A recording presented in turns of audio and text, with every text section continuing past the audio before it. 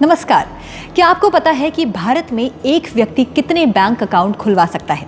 क्या देश में ऐसी कोई लिमिट है जिसके बाद आप सेविंग्स अकाउंट नहीं रख सकते हैं? क्या रिजर्व बैंक ऑफ इंडिया का ऐसा कोई नियम है? अगर आपके पास भी ऐसे सवाल हैं, तो आज इस वीडियो में हम बात करेंगे इन सवालों और इनसे जुड़े कुछ और पॉइंट्स के बारे में। सबसे पहले बात करते हैं कि भारत में एक शख्स कितने बैंक सेविंग अकाउंट रख सकता है और क्या आरबीआई ने ऐसा कोई लिमिट सेट किया है? तो इसका जवाब है नहीं। देश में ऐसी कोई लिमिट नहीं है कि एक कस्टमर 2, 4, 5 या ऐसी ही किसी लिमिट में अकाउंट रख सकता है। बता दें कि आरबीआई ने बैंक कस्टमर्स पर ऐसी कोई लिमिट नहीं रखी है। अगर आप कई बैंकों के साथ मल्टीपल सेविंग्स अकाउंट पूरी एफिशिएंसी के साथ मैनेज कर लेते हैं और आप अपने अकाउंट और डिपॉजिट को नियम कानून के तहत रखते हैं, तो आपको इसकी चिंता करने की जरूरत नहीं है कि आपके पास कितना अकाउंट है। हालांकि मल्टीपल सेविंग्स अकाउंट रखते वक्त आपको कई बातों का ध्यान भी रखना होता है और मल्टीपल सेविंग्स अकाउंट अगर अच्छे से रखा जाए तो आप कई बेनिफिट्स ले सकते हैं। लेकिन इसका मतलब ये भी नहीं है कि हम जाकर हर बैंक के साथ सेविंग्स अकाउंट खुलवा लें। ये जनरल प्रैक्टिस भी नहीं है और ना ही ऐसा होना चाहिए, क्योंकि बैंक अकाउंट्स खुलवाना ही नहीं, उन्हें मैनेज करना भी इम्पॉर्टेंट है।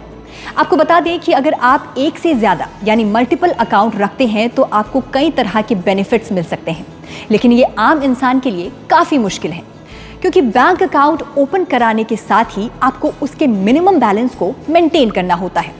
इसके अलावा भी कई अन्य तरह की सुविधाओं को आपको मैनेज करना होता है।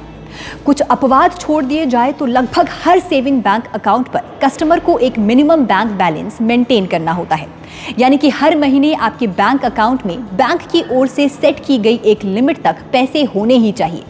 इससे कम होने पर बैंक आपके अमाउंट से ही पेनल्टी काटता है और आप अगर तब भी इसे मेंटेन नहीं करते हैं तो बैलेंस नेगेटिव में चला जाता है। अगर आप 1 या 2 अकाउंट रखते हैं तो आप दोनों को बड़ी आसानी से मैनेज कर सकते हैं, लेकिन वही बैलेंस ज़्यादा हुआ तो आपके लिए ये टास्क थोड़ा भारी पड़ सकता है। बता दें कि एक से ज़्यादा खाता रखने पर आपको उसका मेंटेनेंस चार्ज, क्रेडिट और debit card charge, service charge समेत कई चार्ज का भुगतान करना होता है। तो अगर आप सिर्फ एक बैंक में अकाउंट रखेंगे तो आपको सिर्फ एक बैंक के ही चार्ज देने पड़ेंगे। कई बैंकों में मिनिमम बैलेंस 5,000 होता है तो कई बैंकों में 10,000 होता है।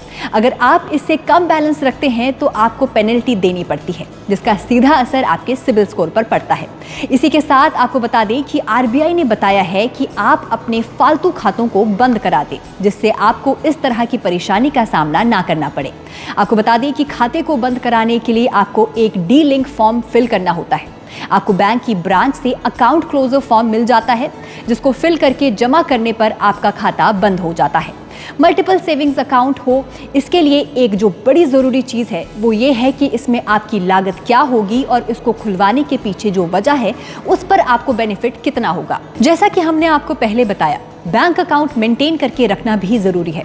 इसके लिए आपको कितने फंड की ज़रूरत होगी, इसके मुकाबले आपको बेनिफिट्स और रिटर्न कितना मिलेगा, इस सब की लिस्ट बनाकर अपना नफ़ा नुकसान समझ ले।